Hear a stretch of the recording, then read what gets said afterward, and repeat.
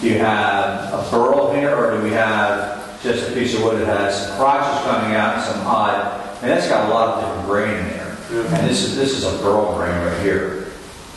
Same things that you find on these things. So, I mean, how, and there is, you know, I mean, how can you determine that you do have, that, I mean, is there a definition, two definitions of burl, and one where you just have a number of crotches coming out of somewhere, or just some growths?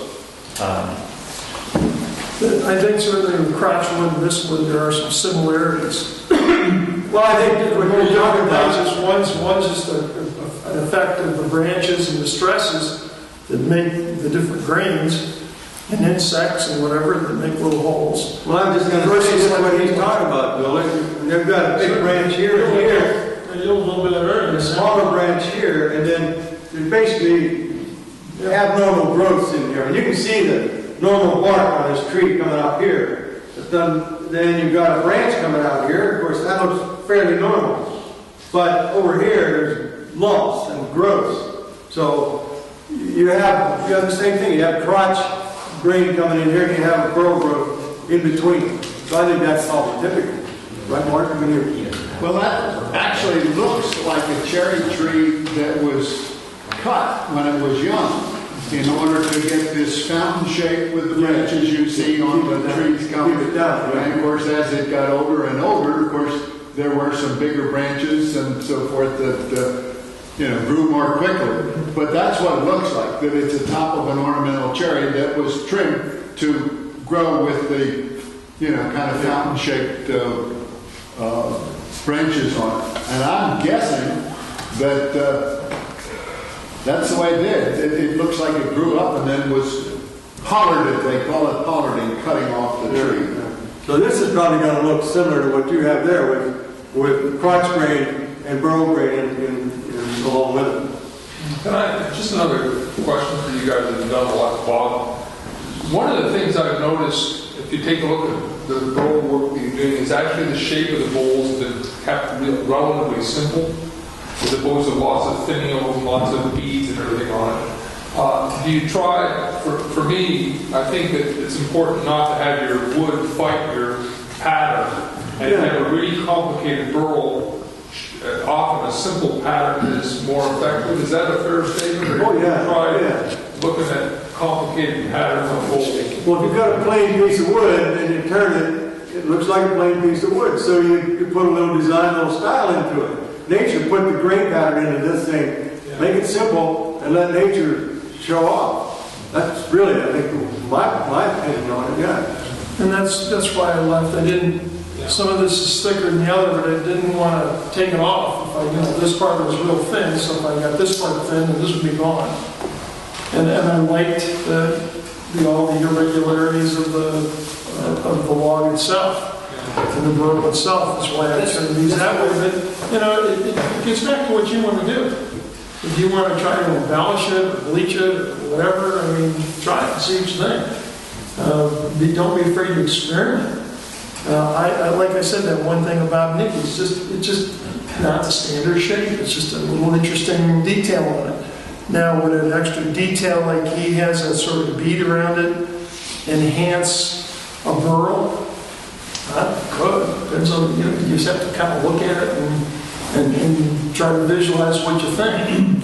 But part of that is just, I feel a lot of these particular, I keep saying with every piece I turn, the wood tells me what to do with it, sort of. Sometimes I have an idea of what I want, but frequently I end up with something different because of what I find in the colors of the grains or a nail in it or something.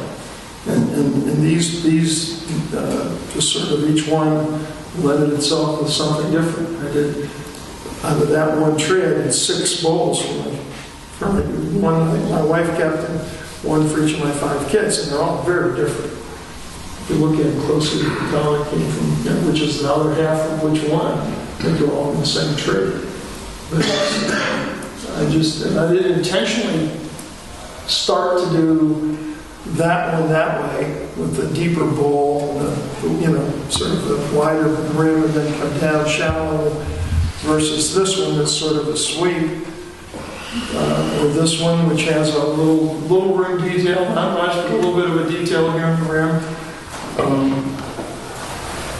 You really have to not be afraid to sort of look at the wood and listen to the wood and try something different. And sometimes it works and sometimes it doesn't. The price for some of us are paying, a lot of us are paying out with Martin's help and neighbors and people around. And my trip, I don't know, a lot of you guys have better ones than this, but word's gotten out to a lot of people I know that if you have a tree come down, you give me a piece of wood, I'll make the bowl. So I get a lot of people driving down the road and seeing wood and saying, hey Bill, call me up, I saw the tree, or people in the neighborhood, or friends I know, will bring a tree. I got some interesting things. I get some chestnut at home. There's a solid trees, that's huge. And it was in an adjoining yard with friends of ours down in New York. They had to take it down to fall in the house. Rolled a couple of pieces, talked to the neighbor, rolled a couple of pieces over and called me. Guy was painting for me, saw my rolls. Well, I've got this big cherry tree. I've got a cherry tree I've got to cut down for a friend. Would you like some? Sure. And he showed up, maybe a month later, it was getting dark. He called me, can I drop it off now? I said, sure. And he showed up, and these things were like this big. Beautiful cherry, ornamental cherry, not the black Pennsylvania cherry. I'm just dying to turn it. I got it just before I got sick. And I was looking at it like, how am I going to get that back to my wood pile? I get my big wheelbarrow. He said, oh no. Three guys, this crew jumps out of the truck. It was picked up, carried it back, and laid it on the wood pile. Now, I own a couple of bowls, one for the people whose tree it was, and one for him. But it's going to be neat turning that stuff when I can do it. So.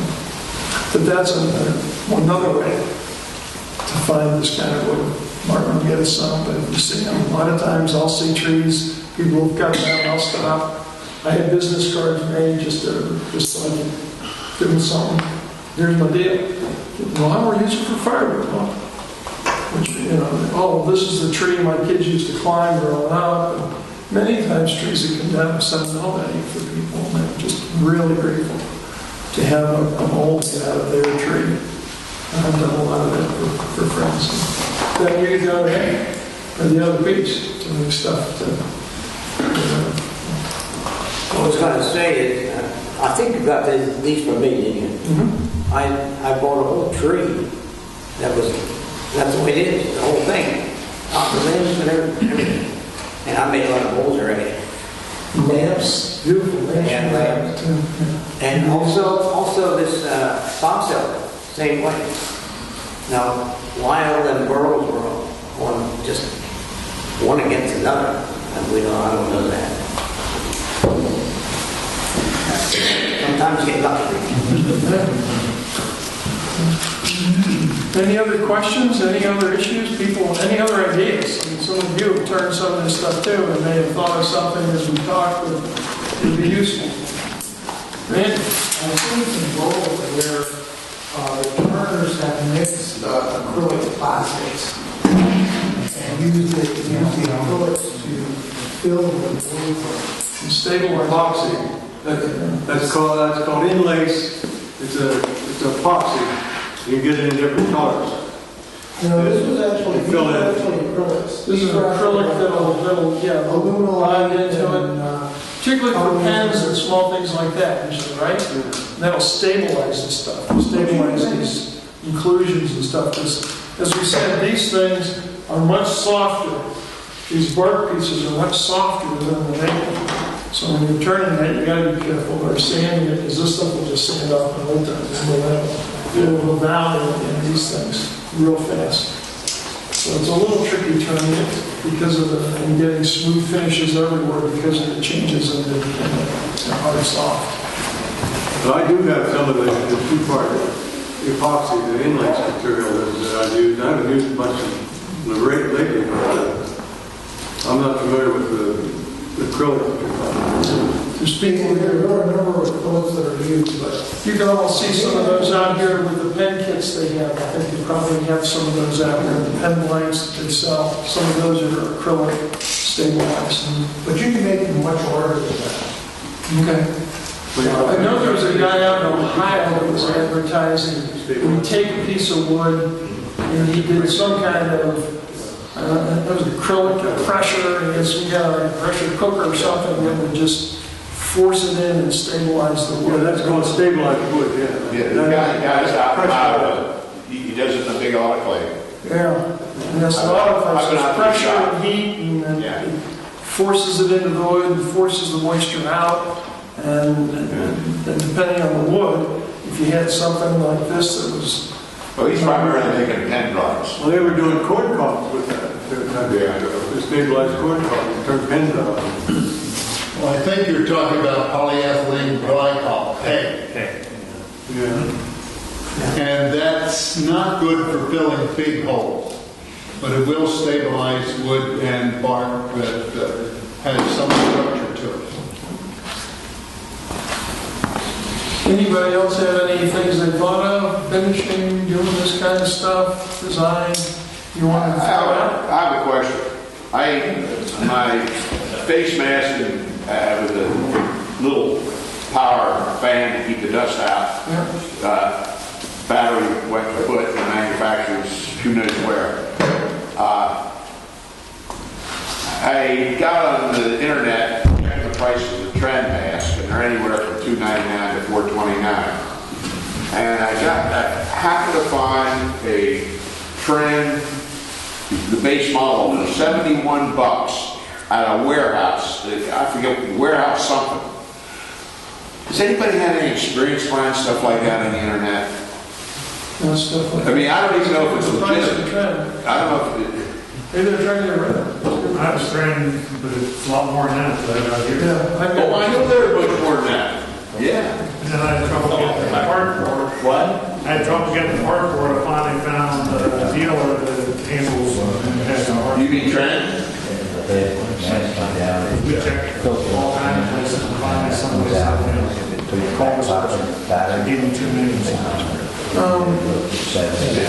Len, didn't you have some, Len, hey Len, didn't you have one finding a battery for one of those masks? Yeah, battery plus rebuild, battery.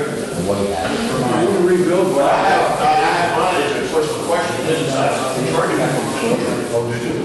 can test it, Yeah. but they rebuilt the batteries online. Yeah, you can, batteries plus sometimes, where you can't find them anywhere else, sometimes they will do it, just because those batteries only charge so many times. A number of places around the They're a good thing to protect your lungs.